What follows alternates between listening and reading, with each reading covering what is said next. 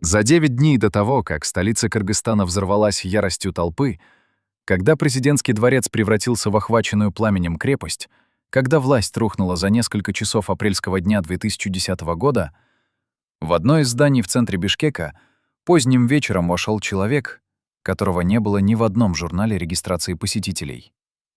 Охранники пропустили его молча, без проверки документов, без металлоискателей, без единого вопроса. Потому что существовал негласный список из 7 имен, обладатели которых имели право на так называемые «невидимые визиты». Усен Сыдыков был первым в этом списке. О чем они говорили в тот вечер, неизвестно до сих пор. Но охранник, дежуривший у двери кабинета, позже рассказывал следователям, что слышал повышенные голоса, что слышал, как кто-то, и это точно был не Сыдыков, кричал: «Вы не понимаете, что они уже здесь!»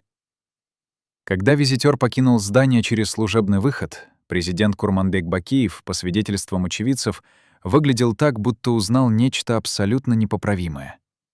Что именно сказал ему Усен Сыдыков в ту ночь? И почему через 9 дней режим, казавшийся несокрушимым, рассыпался как карточный домик под порывом ветра? Усен Сыдыков никогда не был президентом Кыргызстана. Его лицо не печатали на банкнотах, его портреты не висели в государственных учреждениях. Его речи не транслировали по центральному телевидению каждый вечер в прайм-тайм. Но когда в марте 2005 года новый президент Курманбек Бакиев формировал свою администрацию, первое, что он сделал, пригласил Сыдыкова возглавить службу национальной безопасности. Формально второе лицо в государстве после президента, глава спецслужб, координатор всех силовых структур. Но в реальности нечто намного большее. Сыдыков контролировал не только разведку и контрразведку, не только спецназ и оперативные подразделения, способные подавить любое восстание за несколько часов. Он контролировал информацию. Он знал всё о каждом министре, каждом депутате, каждом бизнесмене, имевшем хоть какое-то влияние в стране. Досье на всех. От мелких чиновников районного уровня до олигархов, владевших золотыми приисками и таможенными терминалами, хранились в его сейфах. И каждое такое досье содержало компромат, способный уничтожить карьеру или отправить человека за решетку одним росчерком пера. Представьте себе механизм власти, где президент — это красивая шкатулка, покрытая золотом и драгоценными камнями, которую выставляет на всеобщее обозрение. А внутри этой шкатулки лежит маленький ключ, невзрачный, стальной, холодный. Без этого ключа шкатулка не открывается. Без этого ключа все золото — просто декорация. Усен Сыдыков был тем самым ключом, спрятанным от глаз народа, но абсолютно необходимым для работы всей системы. Когда Бакиев хотел назначить министра, он консультировался с Сыдыковым. Когда олигарх пытался получить лицензию на разработку месторождения, Сыдыков решал, дать ему эту лицензию или отправить прокуратуру провести внезапную проверку. Когда журналист начинал задавать неудобные вопросы о коррупции в высших эшелонах, Сыдыков лично читал каждую статью, прежде чем она выходила в печать. И если что-то ему не нравилось, статья просто исчезала. Не было никаких официальных указов о цензуре. Не было приказов закрыть издание. Просто главный редактор получал телефонный звонок поздним вечером, и утром статья заменялась материалом о спортивных достижениях национальной сборной. Но была одна вещь, которую Сыдыков никогда не афишировал публично, хотя в узких кругах об этом знали все. Он был несметно богат. В стране, где средняя зарплата учителя составляла 3000 сомов в месяц, примерно $60, Усен Сыдыков владел недвижимостью на сумму, которую эксперты оценивали в десятки миллионов. Особняк в престижном районе Бишкека, больше похожий на средневековый замок, с мраморными колоннами, фонтанами во дворе, охраной из 20 человек.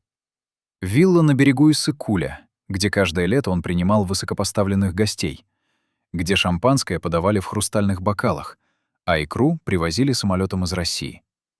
Счета в зарубежных банках, о которых следователи узнают только через годы, когда уже будет поздно что-либо доказывать или конфисковать. Откуда такие деньги у государственного служащего, чья официальная зарплата едва дотягивала до $1000 в месяц? Этот вопрос задавали оппозиционные журналисты.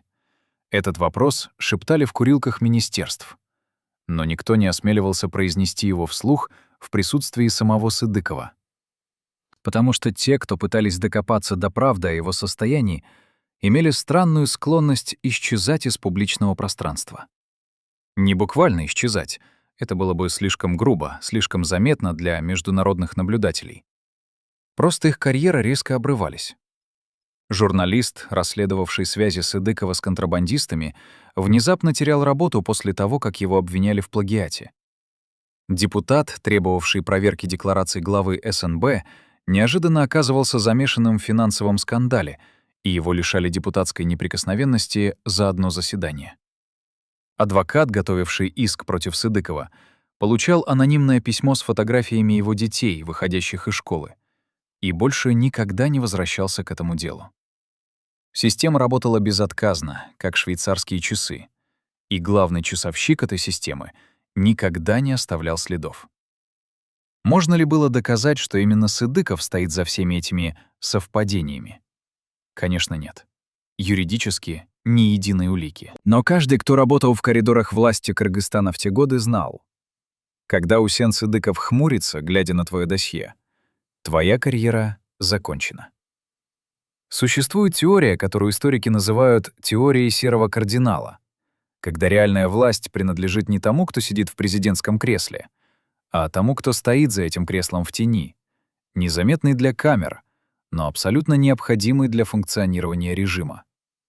Во Франции XVII века таким человеком был кардинал Ришельё, формально служивший королю, но на деле правивший страной железной рукой.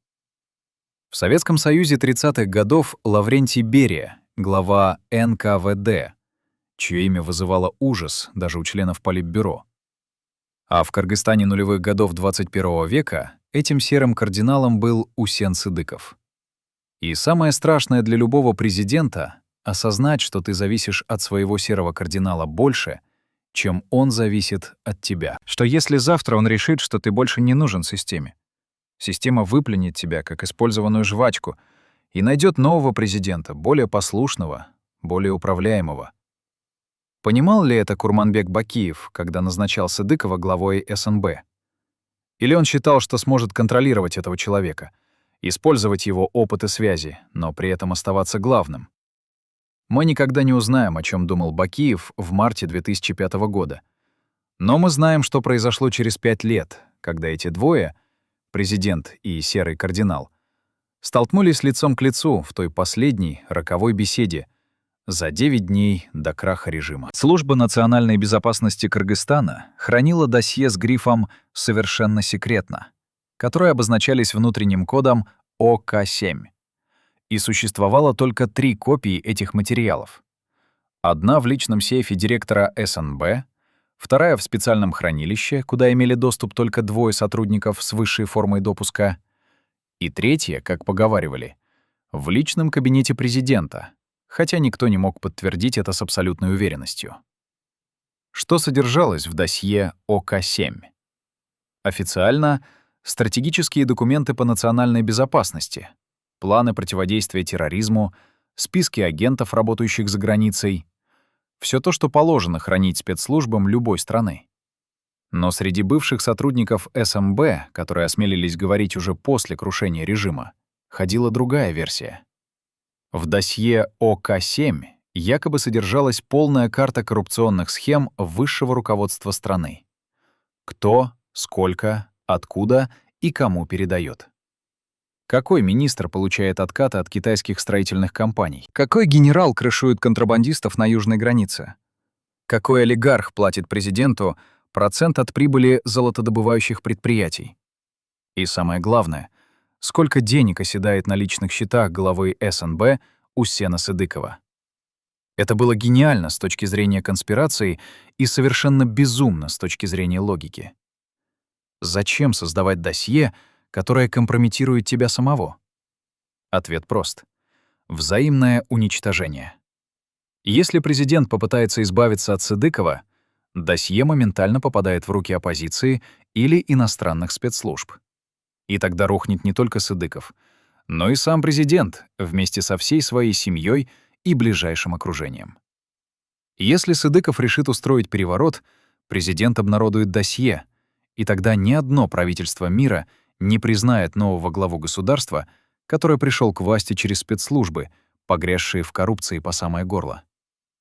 Это была система сдержек и противовесов, построенная не на законах и Конституции, а на взаимном страхе и компромате. Пока обе стороны боялись друг друга одинаково, система работала. Но что происходит, когда баланс нарушается? Когда одна сторона начинает чувствовать, что может обойтись без другой? В начале 2010 года в Кыргызстане начались массовые протесты против режима Бакиева. Оппозиция обвиняла президента в коррупции, в непотизме, назначении родственников на ключевые посты, в давлении на независимые СМИ, в фальсификации выборов. Сначала митинги были малочисленными, несколько сотен человек в провинциальных городах, студенты и активисты, которых легко разогнать дубинками и слезоточивым газом. Но с каждой неделей протестующих становилось больше. К студентам присоединялись рабочие, разоренные экономическим кризисом. К рабочим — фермеры, потерявшие землю из-за новых законов о собственности. К фермерам — мелкие предприниматели, задыхающиеся от коррупции и поборов чиновников. К весне толпа превратилась в лавину. И тогда президент Бакиев понял — ему нужна жесткая рука. Ему нужен человек, который без колебаний отдаст приказ силовикам стрелять в толпу, если потребуется. Ему нужен Усен Сыдыков. Но Сыдыков медлил. Он проводил совещания, обсуждал стратегии, говорил о необходимости переговоров с оппозицией, о том, что применение силы только ухудшит ситуацию, что международное сообщество осудит жесткие действия. Бакиев не понимал, почему глава СНБ, который раньше без вопросов выполнял любой приказ, вдруг начал рассуждать о политических последствиях. Почему человек, державший в страхе всю страну, вдруг заговорил языком дипломатов? А ответ был прост и страшен одновременно. Сыдыков уже понял, что режим Бакиева обречен. Он видел цифры, которых не видел президент. Он знал, что протесты финансируются из-за рубежа, что оппозиция получает поддержку от влиятельных игроков, против которых СНБ бессильна. Он понимал, если остаться с Бакиевым до конца, рухнуть вместе с ним. А если вовремя отойти в сторону, можно договориться с новой властью. Можно остаться нужным. Можно сохранить, если не должность, то хотя бы свободу и капиталы. Серый кардинал выбирал: верность умирающему королю или сделка с теми, кто завтра станет новыми королями. За 3 недели до апрельских событий 2010 года в Бишкеке прошло закрытое совещание силовых структур. На нем присутствовали министр внутренних дел, командующий внутренними войсками, начальник президентской охраны и, конечно, Усен Сыдыков. Президент Бакиев требовал конкретного плана подавления протестов. Сколько бойцов, какая техника, какие сроки. Министр внутренних дел докладывал о готовности спецназа, о запасах боеприпасов, о возможности прикрыть город за несколько часов. Командующий войсками говорил о лояльности личного состава, о том, что солдаты готовы выполнить любой приказ. И только Усен Сыдыков молчал. Когда Бакиев напрямую спросил его, поддержит ли СНБ решительные действия, Сыдыков ответил уклончиво: «Господин президент, СНБ выполнит свой долг в соответствии с законом и присягой». Присутствовавшие поняли — это не ответ, это отказ. После совещания Бакиев вызвал Сыдыкова в свой кабинет для личной беседы. Что они говорили друг другу, неизвестно, но охранник, стоявший за дверью, позже рассказывал журналистам. Он слышал крик. Президент кричал. Сыдыков отвечал спокойным, ледяным тоном, от которого, по словам того же охранника, кровь стыла в жилах. Беседа длилась 20 минут. Когда Сыдыков вышел, его лицо не выражало никаких эмоций. А президент остался в кабинете один. И впервые за годы правления люди, видевшие его после этого разговора, говорили: он выглядел испуганным. Не разъяренным, не решительным, испуганным. Как человек, который вдруг осознал, что потерял контроль. Что рычаги, которыми он управлял страной, больше не работают. Что тот, на кого он опирался все эти годы, больше не с ним. Что он остался один против толпы, которая завтра ворвется в президентский дворец. Почему Усен Сыдыков предал Курманбека Бакиева? Или другой вопрос. Предал ли он его вообще? Или просто трезво оценил ситуацию и сделал единственный рациональный выбор? Серые кардиналы не бывают идеалистами. Они не верят в абстрактные идеи вроде верности или чести. Они верят в силу, в деньги, в возможность сохранить влияние при любом раскладе. И если сегодняшний президент стал обузой, слабым звеном, приговоренным историей, зачем тонуть вместе с ним? Зачем рисковать всем, что накоплено за годы службы, ради человека, который уже проиграл? Рациональность серого кардинала холодная, прагматичная, лишённая сентиментальности. Это не предательство. Это выживание. Это расчёт. Это профессионализм высшей пробы. Но для того, кого предали, такая логика выглядит чудовищным ножом в спину. 7 апреля 2010 года началось как обычный день в Бишкеке. Люди шли на работу, дети в школы, торговцы открывали свои лавки на рынках. Никто не знал, что к обеду столица Кыргызстана превратится в зону боевых действий. Первые выстрелы прозвучали около 11 часов утра, когда колонна протестующих, уже не сотни, а тысячи людей, двинулась к центру города, требуя отставки президента. Силовики попытались остановить толпу резиновыми пулями и слезоточивым газом, но толпа не остановилась. Она росла с каждой минутой, как снежная лавина, сметающая все на своем пути. К 2 часам дня протестующие прорвали оцепление и ворвались в здание правительства. К 3 захватили несколько административных зданий. К 4 подожгли президентскую резиденцию. Город горел. Дым поднимался над крышами, застилая небо. Сирены воли круглосуточно. По улицам бегали люди с камнями и палками, кто-то грабил магазины, кто-то штурмовал полицейские участки, кто-то просто стоял и смотрел, не веря, что все это происходит наяву. А президент Курманбек Бакиев, человек, еще вчера казавшийся всесильным, сидел в бункере под своей резиденцией и судорожно звонил по телефонам, пытаясь дозвониться до тех, кто мог его спасти. Один из этих звонков был Усену Сыдыкову. Бакиев требовал немедленно ввести войска СНБ, объявить чрезвычайное положение, арестовать лидеров оппозиции, расстрелять толпу, если потребуется. Все что угодно, лишь бы остановить этот хаос. Сыдыков ответил коротко. «Господин президент, СНБ не будет участвовать в гражданской войне. Я рекомендую вам покинуть страну, пока есть возможность». И повесил трубку.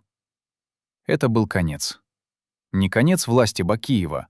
Она рухнула еще несколькими часами раньше, когда толпа захватила центр столицы. Это был конец иллюзии, что Бакиев когда-либо контролировал ситуацию, что он когда-либо был настоящим президентом. Потому что настоящий президент — это тот, кто может отдать приказ армии, и армия выполнит. А когда глава главной спецслужбы страны отказывается выполнять приказ и вешает трубку, это значит, ты больше не президент. Ты изгнанник, который просто еще не покинул страну. Кому было выгодно свержение Курманбека Бакиева? Формально — оппозиции, лидеры которой в тот же вечер объявили себя временным правительством и пообещали народу демократические реформы, честные выборы и борьбу с коррупцией. Но если копнуть глубже, если проследить, кто получил реальные дивиденды от апрельских событий, картина становится сложнее и мрачнее. После свержения Бакиева в Кыргызстане началась масштабная кадровая чистка. Уволены министры, генералы, губернаторы, судьи, прокуроры — все, кто был связан с прежним режимом. Но один человек остался на своем посту. Усен Сыдыков продолжал руководить службой национальной безопасности еще несколько месяцев после революции. Новая власть не тронула его. Более того, Временное правительство публично благодарило Сыдыкова за то, что СНБ не применила силу против народа, за то, что он проявил мудрость и сдержанность в критический момент, за то, что спас страну от кровопролития. Красивая формулировка, не правда ли? Но за этими словами скрывается жестокая правда. Новая власть понимала, что Сыдыков знает слишком много, что его досье — реальная угроза для всех, кто сейчас сидит в креслах бывших министров Бакиева, и что гораздо безопаснее сохранить Сыдыкова на его месте, дать ему отойти на пенсию тихо и с почетом, чем начинать против него расследование, результаты которого могут обрушить не только его самого, но и половину новой элиты Кыргызстана. Итак, кто победил в апреле 2010 года? Народ, вышедший на улицы с требованием справедливости, или тот, кто в нужный момент сделал шаг назад и позволил режиму рухнуть без кровавой бойни, зная, что новая власть будет ему обязана этим невмешательством? Тот, кто сохранил все свои капиталы, все свои связи, все свое влияние, просто сменив вывеску на кабинетной двери. История знает множество примеров, когда революции пожирали своих отцов, когда те, кто свергал диктаторов, сами становились диктаторами. Но есть и другая категория людей. Те, кто не участвует в революциях, но всегда оказывается рядом с победителями. Те, кто не строит режимы, но обеспечивает их работу. Те, кого невозможно свергнуть, потому что они не на троне, они под троном, в фундаменте, в самом механизме власти. Усен Сыдыков был именно таким человеком. И самое страшное в этой истории не то, что он предал Бакиева, а то, что он не предавал. Он просто делал свою работу. Обеспечивал стабильность системы, в которой президенты приходят и уходят, а серый кардинал остается. После апрельских событий Сыдыков ушел с поста главы СМБ тихо, без громких заявлений и скандалов. Официально, по собственному желанию, в связи с достижением пенсионного возраста. Ему вручили государственные награды, организовали торжественные проводы, произнесли речи о его заслугах перед Родиной. Он купил виллу в Турции, где проводил большую часть года вдали от политических бурь. Его дети получили образование в европейских университетах. Его счета остались нетронутыми. А досье с грифом ОК-7 исчезло из хранилища СНБ в ту самую ночь, когда толпа штурмовала президентский дворец. До сих пор неизвестно, где оно находится. Но каждый политик в Кыргызстане знает. Где-то в сейфе, в неизвестном месте, лежат документы, способные разрушить карьеру любого из них одним движением руки. И эта рука принадлежит человеку, который никогда не был президентом, но всегда был чем-то большим. Дочь Усена Сыдыкова, Айгуль, никогда не давала интервью журналистам. После апрельских событий 2010 года она уехала учиться в Стамбул, получила диплом юриста, вышла замуж за турецкого бизнесмена и словно растворилась в благополучной жизни средиземноморских курортов. Но через 10 лет после революции, когда отца уже не было в живых, она впервые согласилась встретиться с исследователями, изучающими историю той эпохи. То, что она рассказала о жизни в семье главы Службы национальной безопасности, объясняет очень многое о том, кем был Усен Сыдыков не в кабинете, где он принимал судьбоносные решения, а дома, где снимал пиджак и галстук, где был просто отцом и мужем, где, как оказалось, платил за свою власть такую цену, о которой не подозревали даже те, кто называл его серым кардиналом и теневым правителем Кыргызстана. «Он никогда не обнимал нас при посторонних», — вспоминает Айгуль, и голос ее на записи интервью дрожит, будто она снова оказалась в том доме с мраморными колоннами и охранниками у каждой двери. Даже дома, если в гостиной были гости, а гости были почти каждый вечер, министры, бизнесмены, иностранные дипломаты, он обращался ко мне на «вы», как к чужому человеку. Мама говорила, это для безопасности, чтобы никто не знал, насколько сильно он нас любит, потому что любовь — это слабость. Любовь можно использовать. Представьте себе детство, в котором отец есть, но его будто нет.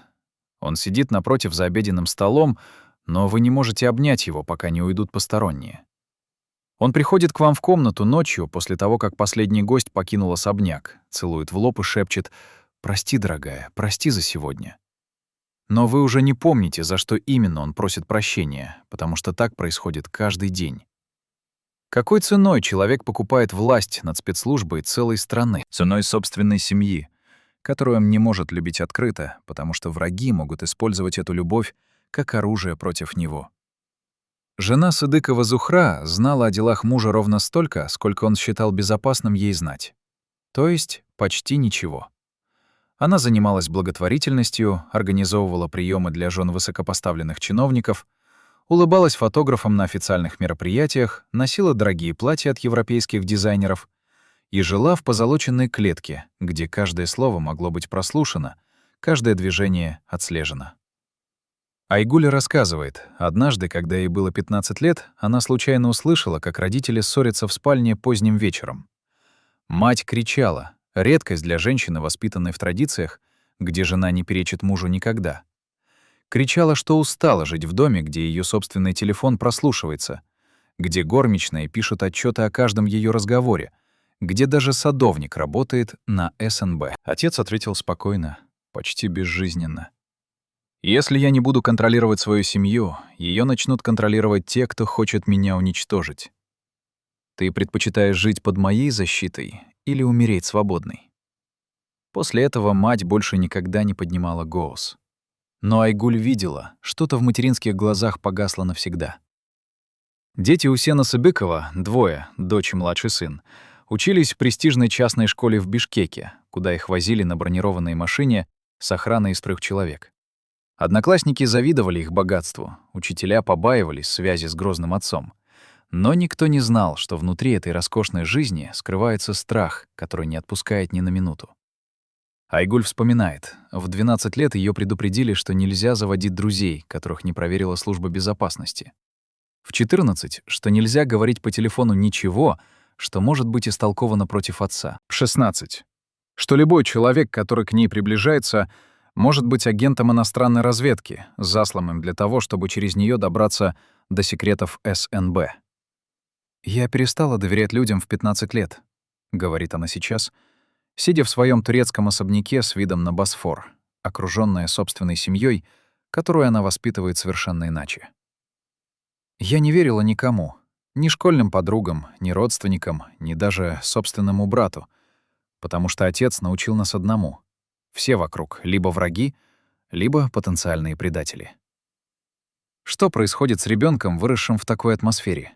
Как формируется личность человека, который с детства знает, мир хочет уничтожить твою семью, и только паранойя отца держит вас всех в живых? Была одна комната в особняке Сыдыкова, куда никто из семьи не имел права входить, даже жена. Кабинет на 2-м этаже с бронированной дверью, с системой сигнализации, отдельной от остального дома, с сейфом, встроенным в стену, код от которого знал только сам Усен. Что там хранилось? Документы, компромат, секреты, способные разрушить карьеры сотен людей. Об этом говорили все. Но Айгуль помнит одну деталь, которую больше никто не упоминал. Иногда, глубокой ночью, когда весь дом спал, она слышала, как отец часами сидит в этом кабинете один. Не работает, не шелестят бумаги, не стучит клавиатура компьютера. Просто сидит в тишине. Однажды она осмелилась спросить утром за завтраком: «Папа, что ты делаешь там по ночам?» Он посмотрел на нее долгим взглядом, в котором промелькнуло что-то похожее на невыносимую усталость, и сказал: «Вспоминаю, кем был до того, как стал тем, кто я есть сейчас». Девочка тогда не поняла этих слов. Сейчас, спустя годы, она понимает. Отец в те ночные часы пытался найти самого себя, человека, которого похоронил под слоями лжи, предательств, компромата и власти. И не находил. Накануне апрельских событий 2010 года Усен Сыдыков сделал то, чего не делал много лет. Собрал семью за ужином без посторонних, без гостей, без охраны, в комнате. Только он, жена и 2 детей. Айгуль было 22 года, она училась на последнем курсе университета. Брату 18, он готовился к поступлению. Отец налил себе бокал вина, что тоже было редкостью, потому что он почти не пил, и сказал нечто, от чего все замерли с вилками на весу. «Я хочу, чтобы вы знали. Если завтра все рухнет, если меня арестуют или если я буду вынужден покинуть страну, вы останетесь с деньгами. Документы на зарубежные счета лежат в месте, о котором знает ваша мать. Но главное, что я хочу сказать вам сегодня — простите меня за то, что я не был настоящим отцом. За то, что выбрал власть вместо вас. За то, что вы росли в клетке, называя ее домом». Мать заплакала.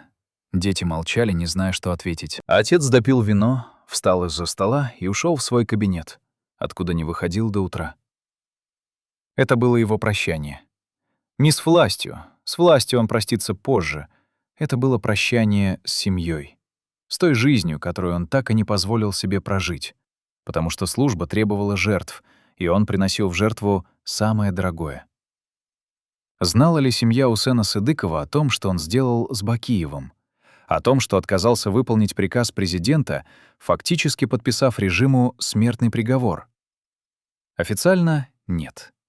Но Айгуль говорит, на следующий день после апрельских событий отец вернулся домой поздним вечером, прошел мимо всех молча, поднялся в спальню и заперся там.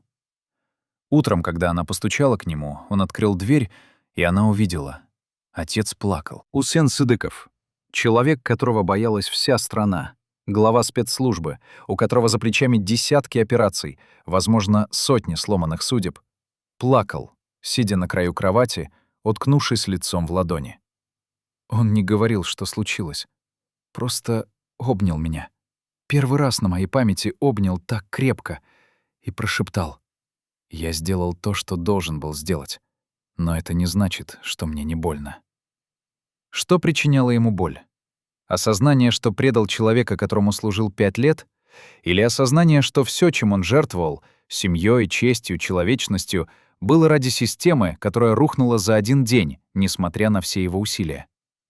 «До последней минуты я верил, что приказа стрелять не будет», — говорит бывший офицер спецназа СНБ, который в апреле 2010 года дежурил в здании службы, ожидая команды выдвигаться в центр Бишкека для подавления беспорядков. Руки его дрожат, хотя прошло больше 10 лет с тех событий, хотя он давно на пенсии, живет в тихом поселке под Бишкеком, выращивает яблони в саду и старается не вспоминать те дни. Но когда его просят рассказать о том, что происходило внутри СНБ в последние часы режима Бакиева, он соглашается говорить, потому что, как он сам объясняет, правда должна быть рассказана, даже если она неудобна для всех сторон. Мы были готовы. Автоматы заряжены боевыми патронами, не резиновыми пулями, именно боевыми.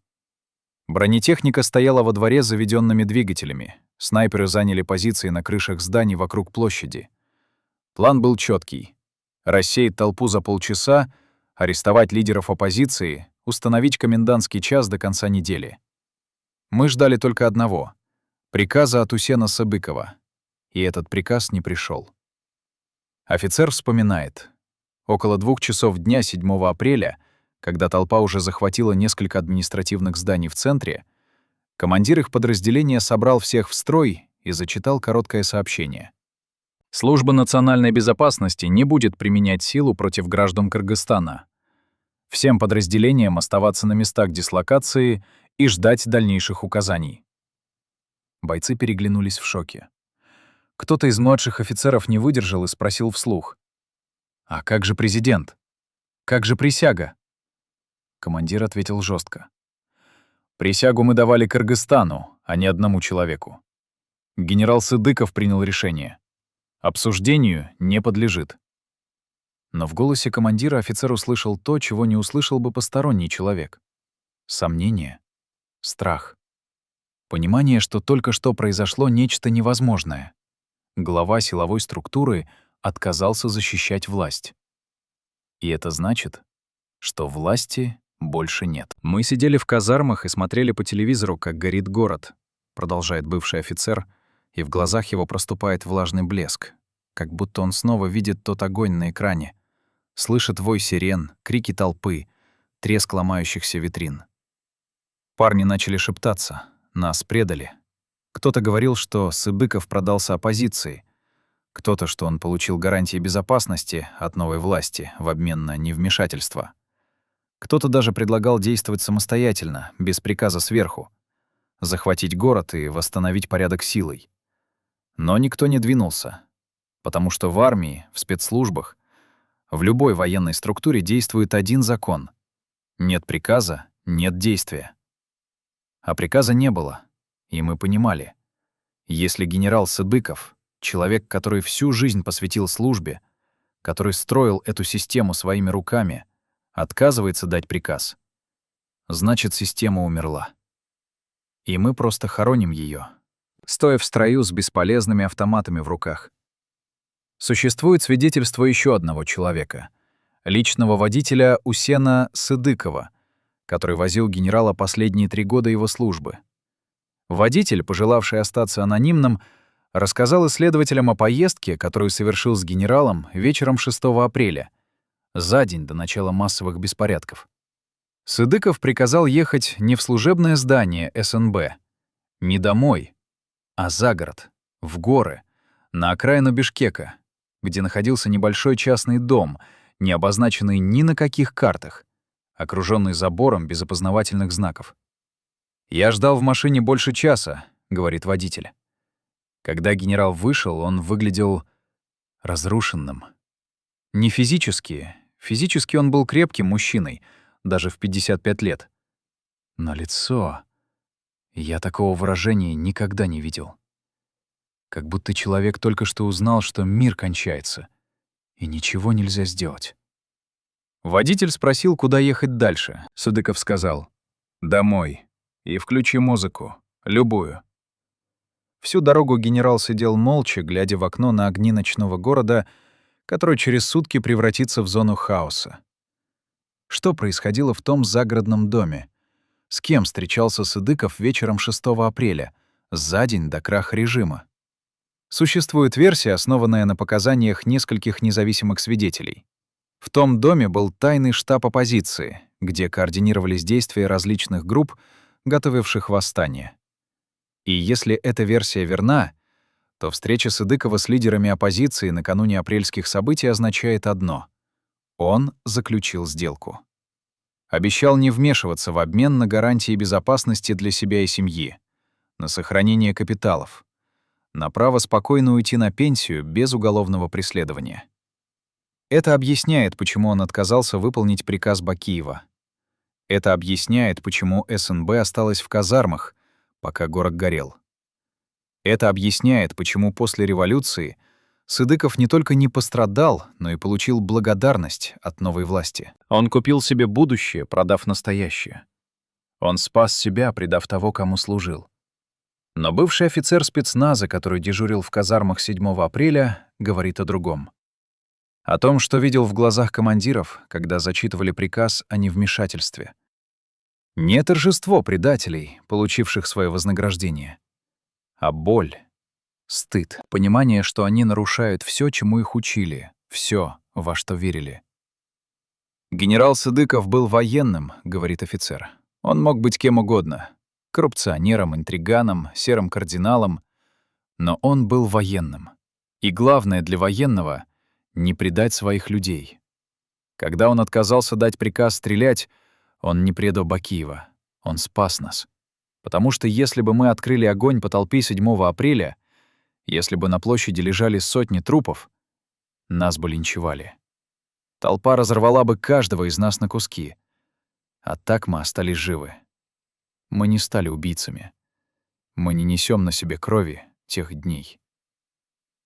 Офицер замолкает, смотрит в сторону, пытается справиться с эмоциями, которые поднимаются из глубины после стольких лет молчания, и тихо добавляет: «Может быть, генерал Сыдыков предал президента. Но он не предал нас, своих солдат. И за это я ему благодарен. Даже сейчас. Даже зная все, что знаю о нем. Кому верить? Тем, кто называет Сыдыкова хладнокровным предателем, заключившим сделку с оппозицией ради собственной выгоды? Или тем, кто видит в его решении последний акт человечности, попытку избежать кровопролития, которое бы не спасло режим, но уничтожило бы жизни сотен, может быть, тысяч людей, и солдат, и протестующих? История не дает однозначных ответов.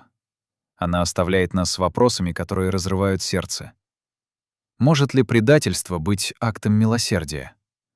Может ли отказ выполнить приказ быть высшим проявлением верности не человеку, а идее, что жизни людей важнее сохранения власти? Или это всего лишь красивые слова, которыми мы пытаемся оправдать циничный расчёт человека, спасавшего себя любой ценой? Глубоко под землёй, в 3 уровнях бетона и стали, где даже звуки с поверхности не проникают сквозь толщу породы, находился бункер, построенный еще в советские времена на случай ядерной войны и модернизированный в начале 2000-х годов под нужды Службы национальной безопасности. Официально этого места не существовало. На городских картах район, где находился бункер, Обозначался как промышленная зона, закрытая для посещения. На спутниковых снимках просто серое здание складов, ничем не примечательные. Но внутри этих складов был лифт, спускавшийся на глубину 30 метров, где располагались комнаты с автономными системами вентиляции, запасами продовольствия на 3 месяца, дизельными генераторами, способными работать неделями без дозаправки, защищенными линиями связи, дублирующими серверами, на которых хранились копии всех секретных досье СНБ. Это было последнее убежище на случай катастрофы. И в первые дни апреля 2010 года Усен Сыдыков лично проверял готовность этого бункера принять людей. Техник, обслуживавший систему бункера в те дни, вспоминает. Генерал приезжал дважды за неделю до апрельских событий, спускался вниз, обходил все помещения, проверял запасы, задавал вопросы. Сколько человек может жить здесь одновременно? Как долго продержатся резервы электричества? Можно ли связаться отсюда с внешним миром, если все наземные коммуникации будут отключены? «Я подумал тогда, готовится эвакуация», — говорит техник. «Значит, наверху действительно плохо. Значит, ждут чего-то страшного. Может быть, военного переворота, может быть, вторжения». Я не знал, что именно, но по лицу генерала понимал. Он готовится к концу. Проверяет последний запасной выход на случай, если все остальные двери захлопнутся. Сыдыков осматривал комнаты, где должны были разместиться его семья, ближайшие помощники, несколько ключевых сотрудников СНБ. Он открывал сейфы, где лежали документы и жесткие диски с копиями архивов. Он стоял в центре главного зала бункера, окружённый бетонными стенами, и молчал, глядя в пустоту, как будто прощался с миром наверху, куда, возможно, больше никогда не вернется. Но когда пришел момент эвакуироваться, 7 апреля, когда город горел, когда толпа штурмовала здание, когда стало ясно, что режим пал, Усен Сыдыков не спустился в бункер. Охрана ждала его у служебного входа, машина с заведенным двигателем стояла наготове, план эвакуации был отработан до мелочей. Но генерал остался в своем кабинете на 2-м этаже здания СНБ. Он сидел у окна и смотрел на дым, поднимавшийся над центром Бишкека. Когда помощник вбежал и закричал: «Генерал, нужно уходить! Они идут сюда!» Сыдыков покачал головой и ответил: «Никто не идет. Я договорился. Нас не тронут». Помощник застыл в дверях, не веря услышанному. Договорился? С кем? Когда? И главное, какой ценой? Существует еще одно секретное место, о котором мало кто знал даже в узких кругах СНБ. Загородный дом в горах, в 2 часах езды от Бишкека, где Усен Сыдыков проводил выходные наедине с собой. Без охраны, без свиты, без ближайших помощников. Простой деревянный дом с 2 комнатами, камином, библиотекой, заполненной старыми книгами по истории и философии. Соседи — пастухи и фермеры из ближайшего села. Не знали, кто владеет этим домом. Видели лишь, что иногда приезжает одинокий мужчина средних лет, покупает в местном магазине хлеб и молоко, уходит в горы на весь день, возвращается вечером усталый, но спокойный. Никаких признаков богатства, никаких намеков на власть. Просто человек, пытающийся на несколько дней вырваться из клетки собственной жизни. Дочь Сыдыкова была в том доме только однажды, когда ей было 17 лет. Отец привез ее туда летом, сказал: «Я хочу показать тебе место, где я остаюсь собой». Они сидели у камина вечером, пили чай, молчали. Потом отец достал из шкафа старую потрёпанную тетрадь и протянул ей. «Это дневник», — сказал он. «Я начал его вести, когда мне было 25, когда только пришел в КГБ. Писал о том, каким хотел стать, о принципах, которые собирался соблюдать, о том, что никогда не предам друзей, не солгу ради карьеры, не запятнаю честь офицера. Перечитываю иногда эти страницы и не узнаю того человека. Будто это писал кто-то другой, кто-то наивный, молодой, верящий в справедливость. А я стал тем, кем стал, и не знаю, как это произошло. В какой момент я перестал быть тем юношей из тетради и превратился в того, кого все боятся, но никто не любит». Айгуль сидела, держа тетрадь в руках, и не знала, что ответить. Отец не ждал ответа. Он просто смотрел в огонь и тихо добавил: «Когда меня не станет, Сожги этот дневник. Пусть никто не знает, кем я мог бы стать. После апрельских событий 2010 года тот загородный дом сгорел. Официальная версия — короткое замыкание, случайность. Но местные жители рассказывали. Видели, как за день до пожара к дому подъехала машина. Из нее вышел одинокий мужчина, зашел внутрь, пробыл там несколько часов, а когда вышел, держал в руках небольшую коробку.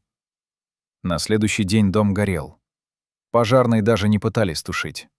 Слишком далеко от города, слишком запущенное строение, не представляющее ценности. Догорел дотла за несколько часов. Айгуль уверена, отец сам поджег тот дом. Уничтожил последнее место, где он мог быть просто человеком, а не генералом СМБ, мессиром-кардиналом, не теневым правителем. Потому что после того, что он сделал, предал или спас, это зависит от точки зрения, того человека больше не существовало. Остался только персонаж, сыгравший свою роль в истории и готовившийся покинуть сцену. Огонь пожирал деревянные стены, ветер разносил пепел по горным склонам. И вместе с дымом уходило последнее, что связывало Усена Сыдыкова с тем юношей из старой тетради, который верил в честь, справедливость и верность. Теперь оставалась только легенда о человеке, который спас страну от кровопролития или предал ее ради собственного спасения, в зависимости от того, кому вы верите. За 5 лет руководства Службой национальной безопасности Кыргызстана Усен Сыдыков постарел не на 5, а на 15 лет. Фотографии 2005 года, когда он только вступил в должность, показывают крепкого мужчину 50 лет с прямой спиной, темными волосами, лишь слегка тронутыми сединою висков, живым взглядом карих глаз, с уверенной походкой человека, знающего себе цену и не боящегося ничего. А на снимках 2010 года, сделанных незадолго до апрельских событий, перед камерой стоит другой человек. Седина покрыла всю голову, превратив волосы в серебристую копну, которую он зачесывал назад, словно пытаясь скрыть, насколько сильно она выдаёт его возраст. Глубокие морщины прорезали лоб, расходясь веером от переносицы, как трещины в стене здания, готового рухнуть. Под глазами залегли тёмные круги, которые не скрывали никакие кремы и никакой дорогой уход. Плечи чуть сутулились, будто невидимый груз давил на них годами, не давая распрямиться. Походка стала тяжелой, каждый шаг требовал усилия, которого не было видно раньше. И главное — взгляд. Тот живой огонь в глазах погас, уступив место чему-то холодному, выжженному, похожему на пепелище после пожара. Личный врач Сыдыкова, который наблюдал его здоровье с 2006 года и был связан подпиской о неразглашении медицинской тайны под угрозой уголовного преследования, позже рассказывал в частной беседе с коллегами, что никогда не видел, чтобы стресс так разрушал человека. Хроническая бессонница началась через год после назначения на пост главы СНБ. Сначала Сыдыков спал по 5 часов в сутки, потом по 4, потом по 3. К концу срока — 2 часа с перерывами. Просыпаясь каждые полчаса, хватаясь за телефон, проверяя сообщения, будто боялся пропустить что-то важное, что-то критическое, что может изменить все за те минуты, пока он спит. Врач прописывал снотворные, но Сыдыков отказывался их принимать, говоря, что не может позволить себе глубокий сон, когда вокруг враги, готовые воспользоваться его слабостью. Артериальное давление подскакивало до критических значений, требующих немедленной госпитализации, но он отказывался от больниц, лечился амбулаторно, принимал таблетки горстями и продолжал работать по 16 часов в сутки. Боли в груди начались за полгода до апрельских событий. Врач настаивал на кардиологическом обследовании, предупреждал, что сердце не выдержит такой нагрузки, что нужно снижать темп, брать отпуск, отдыхать. Сыдыков слушал молча, кивал и на следующий день возвращался к своему графику, как будто разговора не было. Что происходит с телом человека, когда он живет в постоянном напряжении? Когда каждый день приходится принимать решения, от которых зависят жизни других людей? Когда любая ошибка может стоить всего — власти, свободы, самой жизни? Организм начинает пожирать сам себя, Надпочечники вырабатывают адреналин и кортизол круглосуточно, истощая резервы, которые природа предусмотрела только для краткосрочных кризисных ситуаций. Сердце работает на пределе, перекачивая кровь через сосуды, сжатые стрессом. Желудок вырабатывает кислоту, разъедающую слизистую, вызывая язвы, от которых не помогают никакие лекарства. Иммунная система слабеет, пропуская инфекции, которые раньше организм отразил бы без труда. Нервная система истончается, как провода, по которым идет слишком сильный ток, и в один момент может произойти короткое замыкание, когда человек просто ломается, теряя способность мыслить рационально, принимать решения, контролировать эмоции. Усен Сыдыков балансировал на грани этого короткого замыкания последние месяцы своего пребывания у власти. И те, кто видел его в последние дни перед апрелем 2010 года, говорили: генерал держался только на силе воли, но тело уже сдалось. Были моменты, когда маска срывалась даже на публике. Во время одного из закрытых совещаний в начале марта 2010 года, когда обсуждалась ситуация с нарастающими протестами, Сыдыков внезапно замолчал посреди доклада, побледнел, схватился за край стола обеими руками и несколько секунд стоял неподвижно, тяжело дыша, будто не мог поймать воздух. Присутствующие замерли, не зная, что делать. Один из министров хотел подойти, помочь, но помощник Сыдыкова жестом остановил его. Через минуту генерал выпрямился, провел рукой по лицу, будто стирая следы слабости, и продолжил говорить ровным голосом, как будто ничего не произошло. Но после того совещания несколько человек шептались в курилках. Генерал на грани. Еще немного, и он сорвется. И что тогда будет с системой, которую он держит на себе?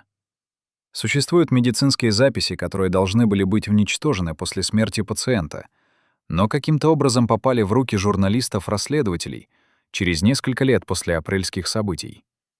В этих записях полная картина физического распада Усена Сыдыкова за 5 лет службы.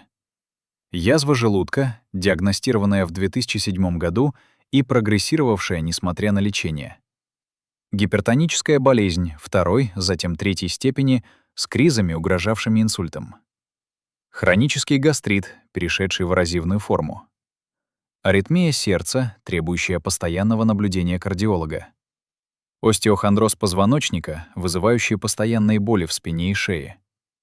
Мигрени, длящиеся по несколько дней, когда он работал, превозмогая боль, которая разрывала голову. Дерматит на руках от стресса, когда кожа трескалась и кровоточила, и он бинтовал пальцы, чтобы скрыть это от посторонних. Список диагнозов занимал 2 страницы медицинской карты. Врач писал в заключении: пациент находится в состоянии хронического истощения. Рекомендован длительный отпуск, санаторное лечение, полное исключение стрессовых факторов. Прогноз при сохранении текущего образа жизни неблагоприятный. Сыдыков прочитал это заключение, положил обратно в папку и сказал врачу: «Напишите, что я здоров. Официально. Абсолютно здоров». Врач выполнил указание. Официальная медицинская справка, предоставленная в кадровую службу СНБ, гласила: «Здоров. Годен к службе без ограничений». Почему человек, знающий, что его тело разрушается, продолжал цепляться за власть, за должность, за ту роль, которая его убивала медленно, но неотвратимо? Ведь у него были деньги, миллионы на зарубежных счетах, недвижимость, возможность в любой момент уйти на покой, лечиться, наслаждаться жизнью вдали от политических буль Кыргызстана. Что держало его в этом кресле, в этом кабинете, в этой системе, которая высасывала из него жизнь по капле? Ответ, возможно, лежит не в логике, а в психологии зависимости. Власть — наркотик посильнее любого химического вещества. Она дает ощущение всемогущества, контроля, значимости. Человек, привыкший, что от его слова зависят судьбы тысяч людей, что одним звонком он может изменить ход событий, что его боятся и слушаются, такой человек не может просто отказаться от этого. Потому что отказ от власти означает признание, что ты — обычный смертный, слабый, уязвимый, ничем не отличающийся от тех, кем командовал. Усен Сыдыков предпочел умирать медленно, оставаясь у руля, чем жить долго, но без той роли, которая стала его сущностью. И это был его выбор. Осознанный, трагический, необратимый. Выбор человека, для которого потеря власти равнялась потере себя. В подвале здания Службы национальной безопасности Кыргызстана на 3-м уровне под землей, за бронированной дверью с электронным замком и биометрическим сканером, находилось хранилище документов, обозначенное внутренним кодом «Архив Омега». Туда имели доступ только 3 человека: директор СНБ, его первый заместитель и начальник архивного отдела, прошедший специальную проверку и подписавший обязательство о неразглашении государственной тайны сроком на 25 лет после увольнения. В этом хранилище находились материалы, которые официально не существовали. Досье на действующих политиков, содержащие компрометирующую информацию, от финансовых махинаций до личных связей с криминальными структурами. Записи переговоров, сделанные с санкцией директора СНБ без решения суда, что нарушало все законы о прослушке. Фотографии и видеоматериалы, зафиксировавшие встречи высокопоставленных чиновников с людьми, с которыми они официально никогда не встречались. Протоколы допросов агентов, работавших за границей, чьи имена нельзя было раскрывать ни при каких обстоятельствах. Все то, что в случае утечки могло обрушить правительство, вызвать международный скандал, уничтожить репутации десятков людей, занимающих ключевые посты в государстве. Но самым засекреченным разделом архива Омега были документы с грифом ОК-7. Те самые, о которых шептались в коридорах СНБ, но никто не осмеливался спросить вслух. По свидетельствам бывшего начальника архивного отдела, который согласился дать показания следственной комиссии после апрельских событий в обмен на иммунитет от преследования, папки ОК-7 занимали отдельный сейф внутри хранилища. Сейф в сейфе, защищенный дополнительным кодом, который менялся еженедельно и был известен только директору СНБ. Что там лежало? Полная финансовая карта коррупционных схем высшего эшелона власти Кыргызстана за период с 2005 по 2010 годы. Но не просто списки сумм и имен. Детализированные схемы. Откуда деньги, через какие подставные компании, на какие счета, в каких банках, под чьими именами. Копии банковских документов, полученных через агентов в финансовых учреждениях. Расшифровки переговоров, где обсуждались проценты от контрактов. Показания свидетелей, которые соглашались говорить только под гарантией анонимности и защиты. Этот архив был ядерным оружием в руках Усена Сабыкова. Оружием, которое он никогда не применял, но само существование которого держало всю элиту страны в состоянии контролируемого страха. А теперь самое важное. В папках ОК-7 находилось досье не только на других.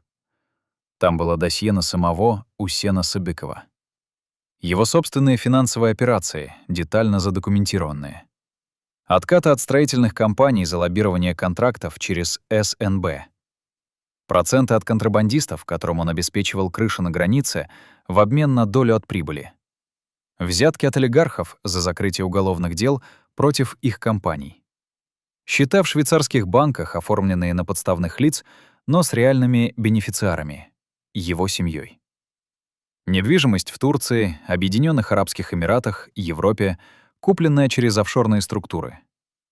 Все это лежало в тех же папках, рядом с компроматом на министров и депутатов. Зачем? Потому что это был механизм взаимного гарантированного уничтожения. Если кто-то попытается уничтожить Садыкова, используя материалы ОК-7, рухнет не только он, но и все остальные, включая того, кто решится на такой шаг. Если Садыков решит использовать компромат против кого-то, этот человек может обнародовать досье на самого Садыкова, и тогда они уничтожат друг друга. Это был пакт о ненападении, основанный не на доверии, а на страхе. Не на законе, а на компромате. Не на чести, а на взаимной уязвимости. Начальник архивного отдела вспоминает. За неделю до апрельских событий 2010 года Усен Садыков спустился в хранилище лично, что случалось редко, обычно он вызывал документы к себе наверх. Он провел там 3 часа, один, приказав всем сотрудникам покинуть подвал и не спускаться, пока он не выйдет. Что он делал в те 3 часа? Начальник архива не знает, но когда генерал поднялся наверх, он нёс с собой металлический кейс, запертый на кодовый замок. А на следующий день, когда начальник архива спустился в хранилище для очередной инвентаризации, он обнаружил: сейф с папками ОК-7 пуст. Все документы исчезли. Остались только пустые полки и слабый запах бумаги, будто призрак того, что там когда-то хранилось. Начальник немедленно доложил об исчезновении директору. Сыдыков выслушал спокойно и сказал одну фразу: «Архив переведен в другое место хранения, более безопасное. Вопросов не задавать». Это был конец архива «Омега» в его официальном виде. Документы, способные уничтожить десятки карьер и обрушить правительство, покинули здание СНБ и исчезли в неизвестном направлении. Куда? Никто не знает до сих пор. Существует версия, основанная на показаниях водителя Сыдыкова, что генерал в тот день поехал в свой загородный дом в горах, тот самый, который сгорел после апрельских событий. Водитель ждал в машине, видел, как Сыдыков зашел в дом с металлическим кейсом, вышел через 2 часа без кейса. Что он сделал с документами? Спрятал в тайнике? Сжёг? Или оставил там, чтобы позже вернуться и забрать, если потребуется? А может быть, все гораздо проще и страшнее? Может быть, он передал эти документы кому-то еще, тому, кто гарантировал ему безопасность после краха режима, тому, с кем встречался в тот загородный дом накануне апрельских событий, новой власти, которая через несколько дней придет на смену Бакиеву. Архив ОК-7 мог стать валютой, которой Усен Сыдыков купил себе право спокойно уйти на пенсию, избежать суда, сохранить капиталы. Компромат на старую элиту в обмен на свободу, сделка, от которой выигрывали все, кроме тех, чьи имена значились в тех папках. И эти люди даже не подозревали, что их судьбы теперь в руках новых хозяев Кыргызстана, получивших от Сыдыкова полный набор инструментов для контроля над политической элитой страны. Куда делись документы ОК-7?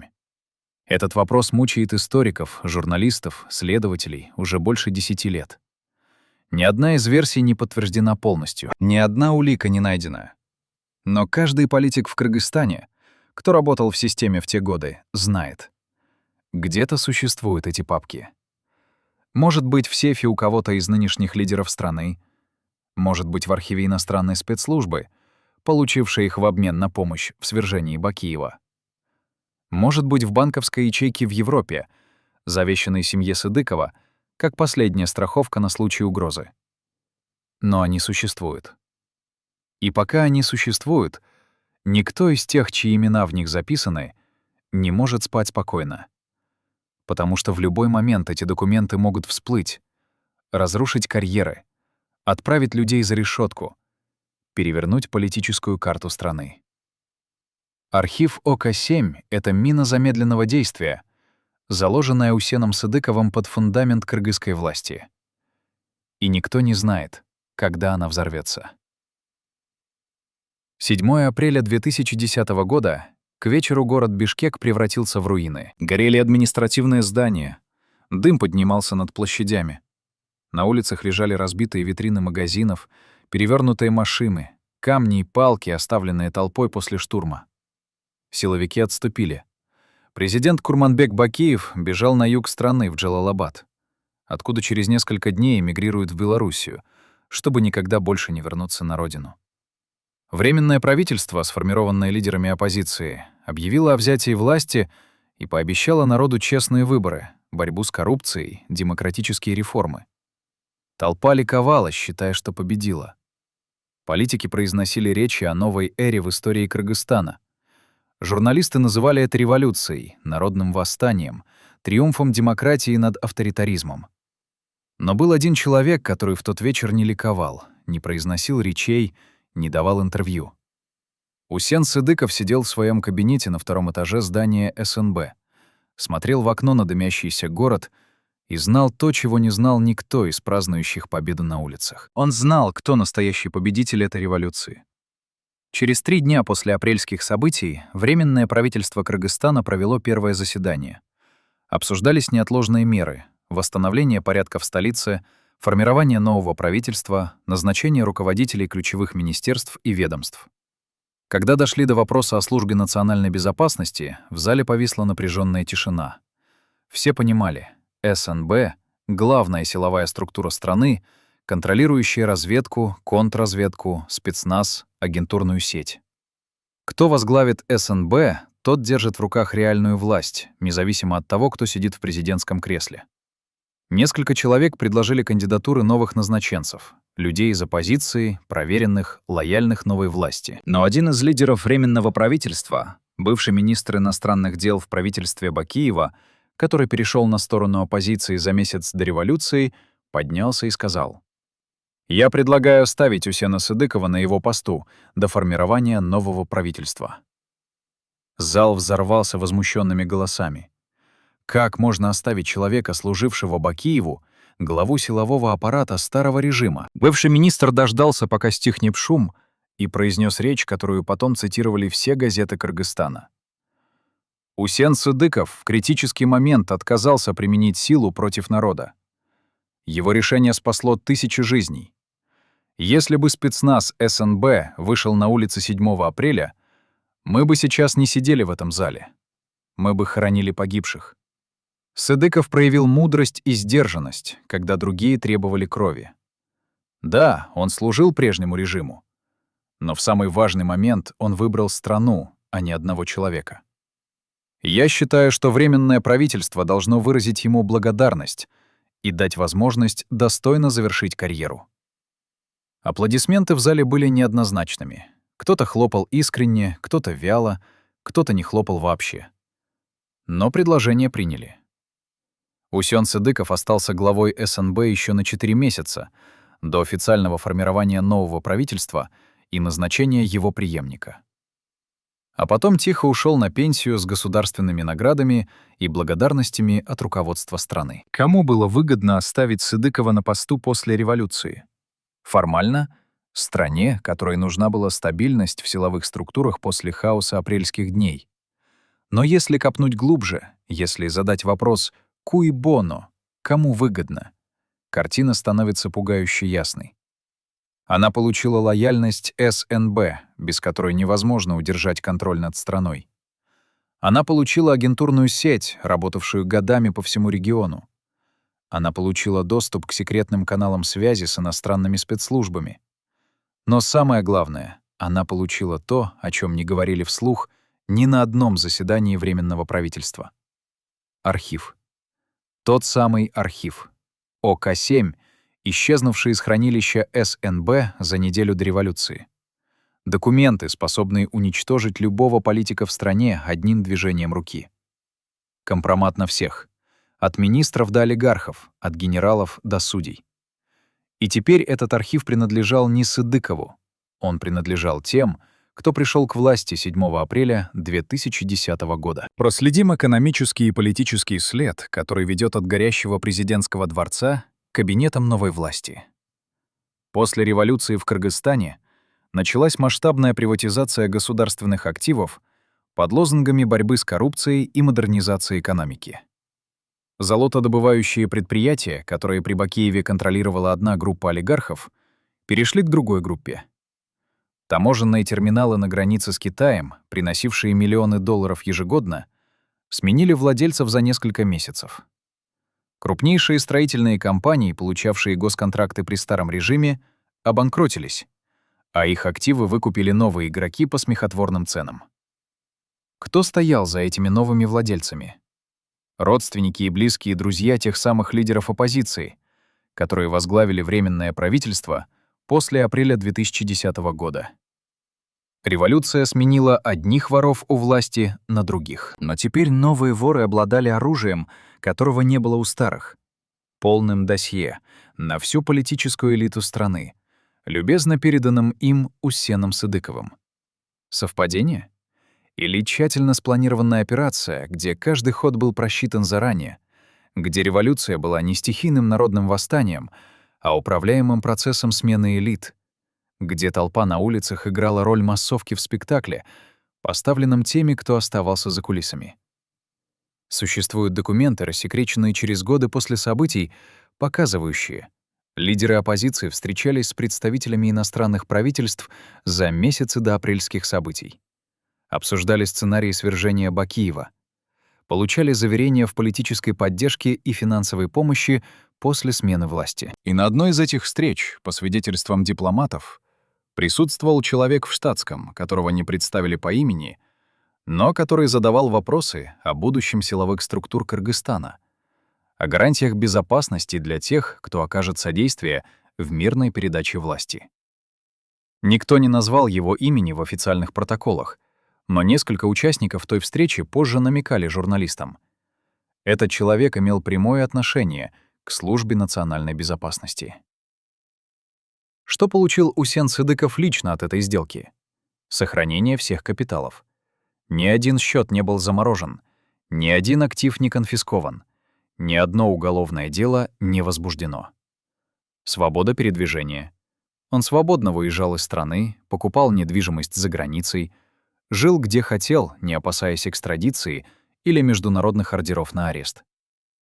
Почетная пенсия от государства. Титулы и награды за заслуги перед страной. Но главное — молчание. Все, кто знал правду о его роли в апрельских событиях, хранили молчание. Не из страха перед ним. Его время прошло. Из страха перед теми, кому он передал архив. Кому обеспечил приход к власти. Кто теперь правил Кыргызстаном? И не хотел, чтобы правда о закулисной стороне революции стала достоянием общественности. Усен Сыдыков был последним человеком, которого могли обвинить в предательстве. Потому что если начать расследование его роли, распутается вся цепочка, всплывут все имена, рухнут все легенды о народной революции, и окажется, что народ был лишь инструментом в руках тех, кто заранее договорился о переделе власти и собственности. Кто победил в апреле 2010 года? Не народ, вышедший на улицы с верой в справедливость и получивший лишь смену вывесок на дверях министерств. Не оппозиция, которая через несколько лет сама погрязла в коррупционных скандалах и потеряла доверие тех, кто когда-то за нее голосовал.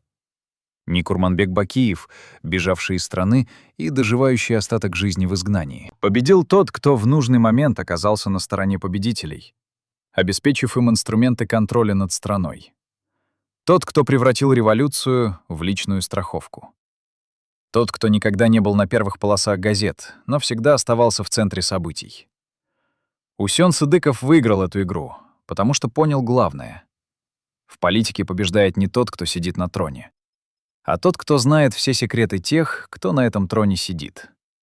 И пока эти секреты остаются в надежных руках, трон может менять хозяев сколько угодно раз. Система останется прежней. Представьте, вы — один из 5 человек, кому президент доверяет безоговорочно. Кто знает его слабости, страхи, болезни, тайные сделки, грехи, которые он скрывает от мира? Вы не просто подчиненный. Вы исповедник, психолог, телохранитель и палач одновременно. Без вас президент не принимает ни одного серьезного решения. Без вашего согласия ни один министр не получает назначения.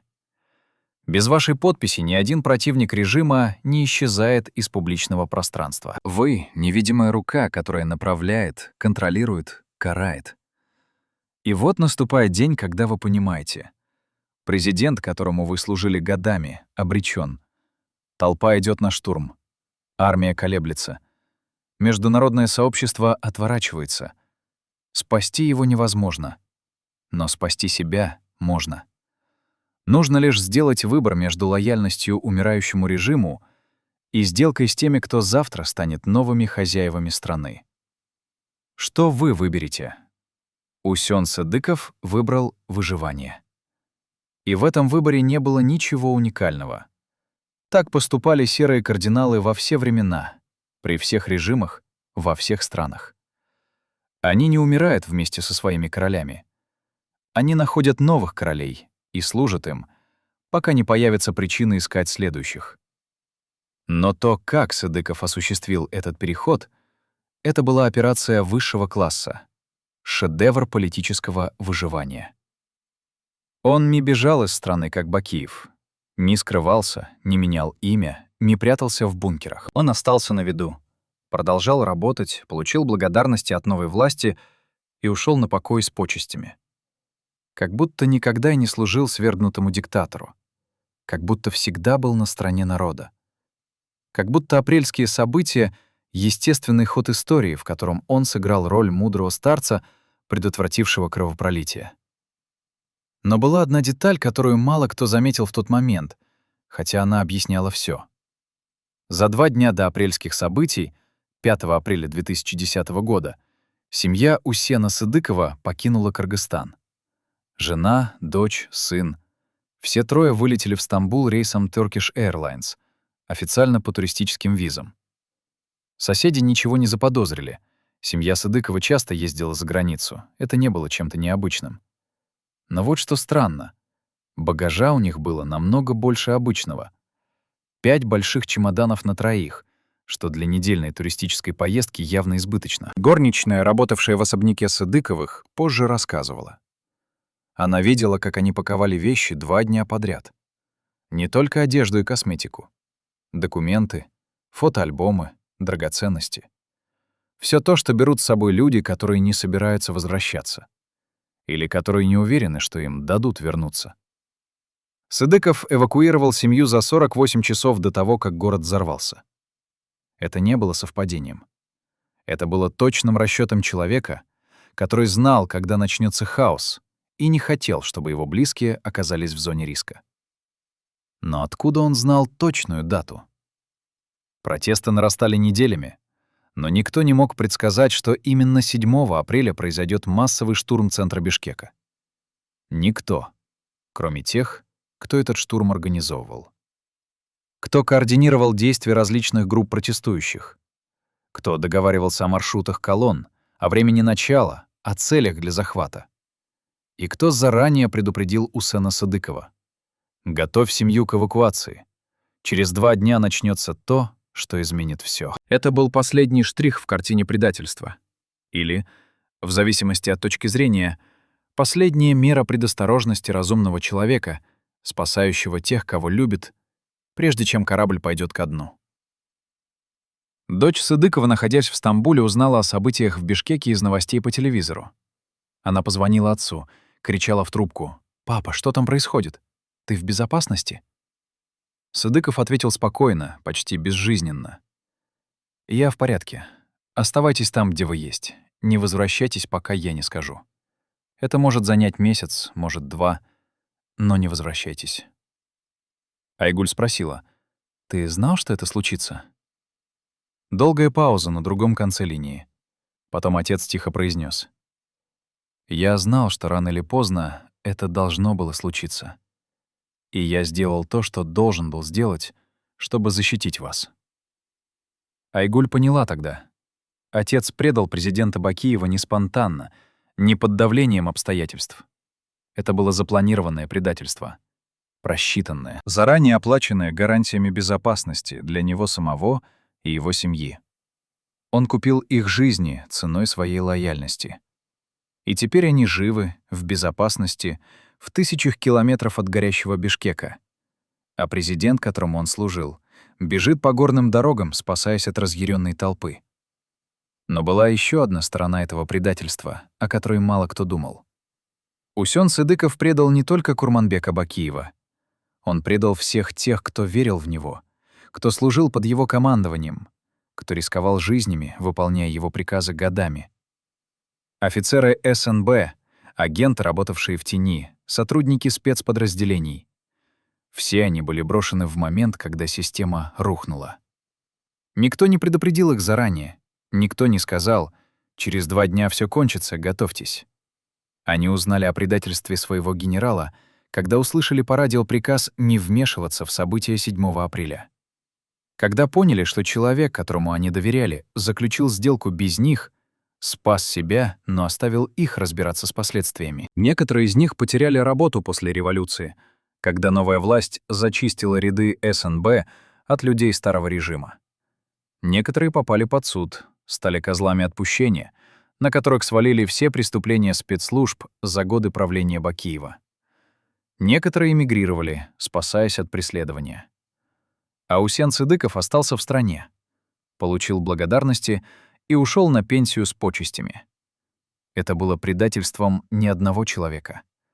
Это было предательством всех, кто служил рядом с ним. 7 апреля 2010 года началось для Усена Садыкова в 5 часов утра, когда на телефон пришло зашифрованное сообщение из источника, который никогда его не подводил. 4 слова. «Сегодня, к обеду, готовься». Он встал с кровати, не разбудив жену. Она уже была в Стамбуле. Дома пустота и тишина. Только охранники за дверью. Принял душ, надел форму генерала СНБ, посмотрел на себя в зеркало и подумал. Возможно, в последний раз надеваю эту форму как глава службы. Спустился в столовую, где повар приготовил завтрак, но есть не хотелось. Выпил только чашку черного кофе, крепкого, обжигающего. Сел в служебную машину, поехал в здание СНБ, через спящий еще город, где ничто не предвещало, что через несколько часов улицы превратятся в поле боя. В кабинете он провел первые 3 часа, просматривая оперативные сводки. Агентура докладывала. В социальных сетях идет призыв к массовому выходу на площадь в 11 часов утра. Ожидаются тысячи людей. Лидеры оппозиции уже в городе, координируют действия через защищенные каналы связи. Полиция готовит кордоны, но численность протестующих может превысить возможности правоохранительных органов. Министр внутренних дел запрашивает поддержку спецназа СНБ. Президент Бакиев требует жестких мер. Все шло по сценарию, который Садыков знал заранее. Он читал донесения и понимал, это не просто очередной митинг, это начало конца.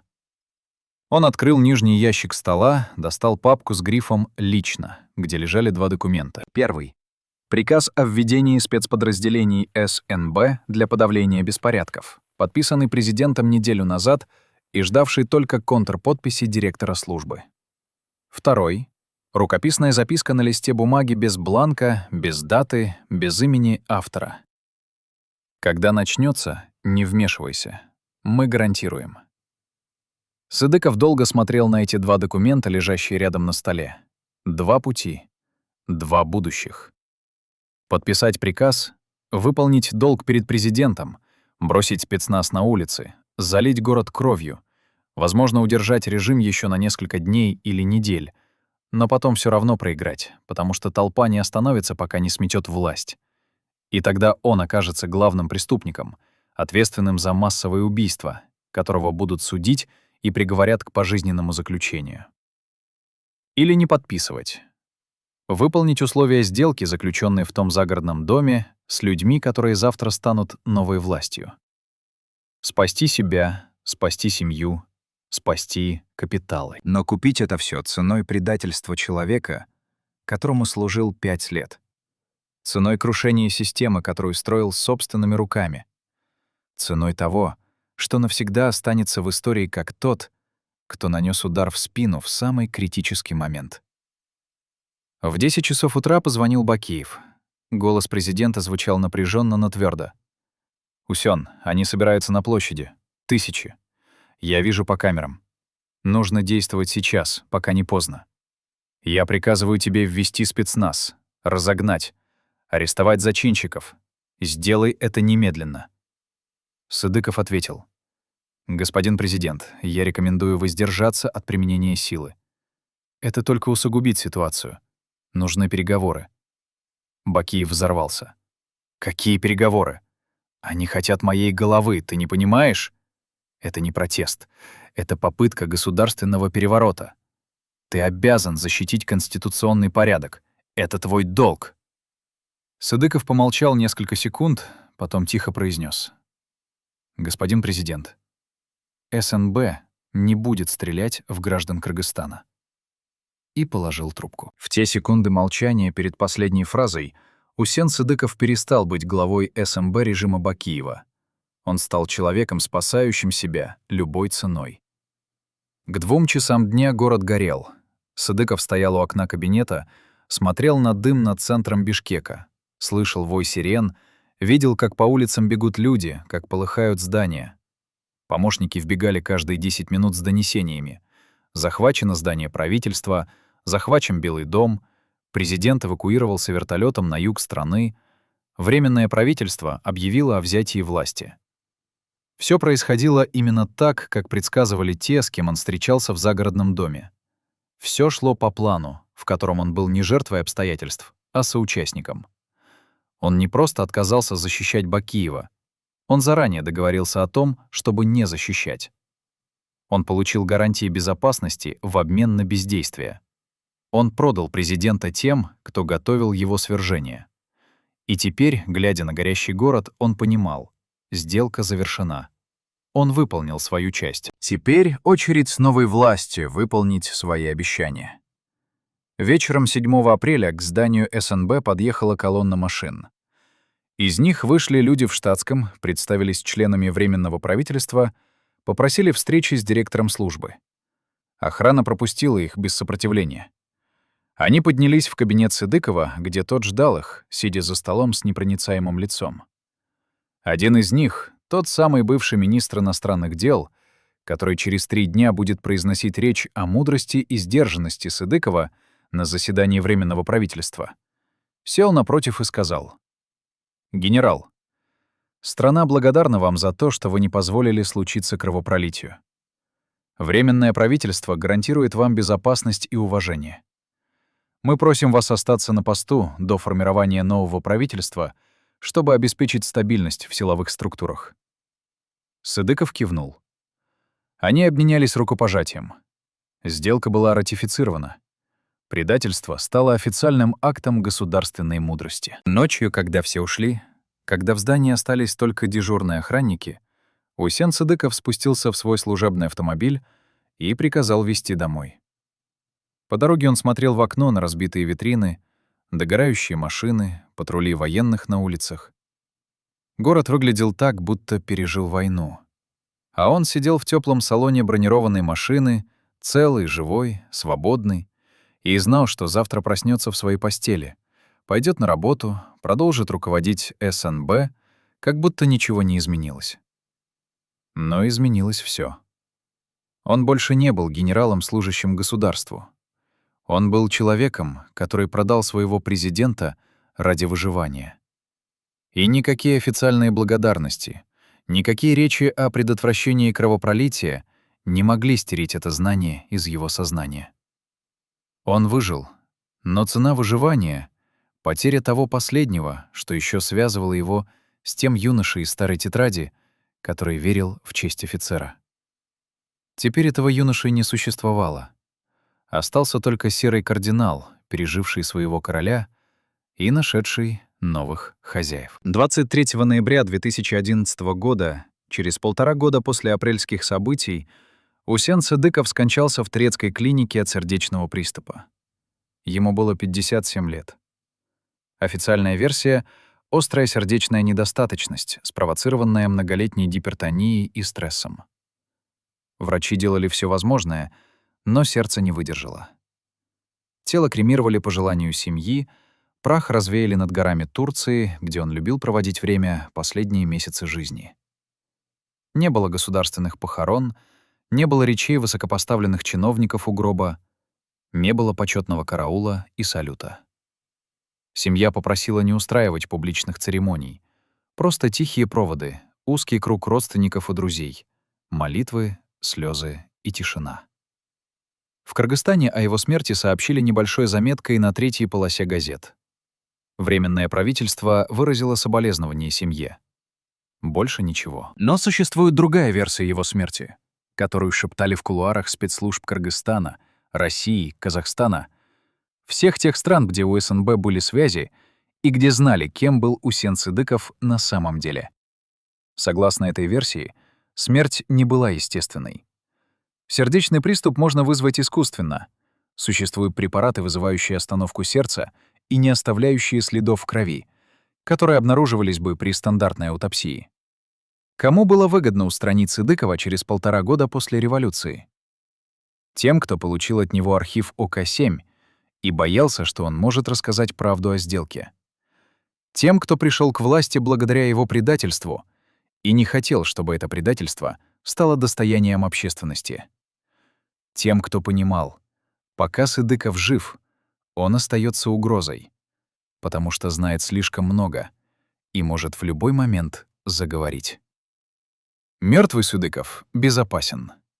Живой — бомба замедленного действия. Доказательств этой версии нет. Ни одной улики. Ни одного свидетеля. Только слухи, которые невозможно ни подтвердить, ни опровергнуть. Но дочь Сыдыкова, которая была с отцом в последние дни его жизни, говорит. За неделю до смерти отец стал странно себя вести, нервничал без причины, постоянно оглядывался на улице, будто боялся слежки. Говорил, что чувствует себя неуютно в Турции, что хочет переехать в другую страну, где его не найдут. Айгуль спрашивала: «Папа, кто тебя ищет?» Он отвечал уклончиво: «Люди, которым я больше не нужен». За 3 дня до сердечного приступа он написал письмо, запечатал в конверт, отдал дочери и сказал: «Если со мной что-то случится, вскрой. Там все, что тебе нужно знать». После его смерти Айгуль вскрыла конверт. Внутри лежал листок бумаги с адресом банковской ячейки Швейцарии и кодом доступа. И короткая записка. Там документы, которые объяснят, почему я сделал то, что сделал. Храни их. Никому не показывай. Но если однажды тебе или твоему брату будет угрожать опасность, используй их. Это последняя страховка, которую я могу вам оставить. Айгуль до сих пор не открывала ту банковскую ячейку. Она говорит, боится узнать, что там лежит. Боится, что правда окажется хуже, чем все, что она представляла. Боится, что отец, которого она любила, несмотря на все его грехи, окажется еще более чудовищным, чем она думала. Или наоборот, окажется жертвой обстоятельств, вынужденным играть роль предателя, чтобы спасти семью. Она не знает, чего боится больше. Поэтому конверт с кодом доступа лежит в ее сейфе в Стамбуле, нетронутый, как граната с выдернутой чекой, которую страшно бросить, но и держать в руках опасно. Может быть, однажды она откроет ту ячейку. Может быть, никогда. Но пока она жива, пока ее брат жив, пока они живут спокойно, без угроз и преследований, та ячейка остается последней тайной Усена Сыдыкова, похороненной в подвале швейцарского банка, недоступной никому, кроме его детей. Похороны Усена Сыдыкова прошли тихо, но те немногие, кто присутствовал, запомнили одну деталь. Когда урну с прахом несли к месту, где его развеют над горами, один старик, бывший офицер КГБ, служивший вместе с Сыдыковым еще в советские времена, подошел к Айгуль и тихо сказал: «Твой отец был лучшим оперативником, которого я знал. Он мог бы стать героем, но выбрал быть живым. Не суди его слишком строго. Мы все делаем выбор между честью и жизнью. Он выбрал жизнь для своих детей».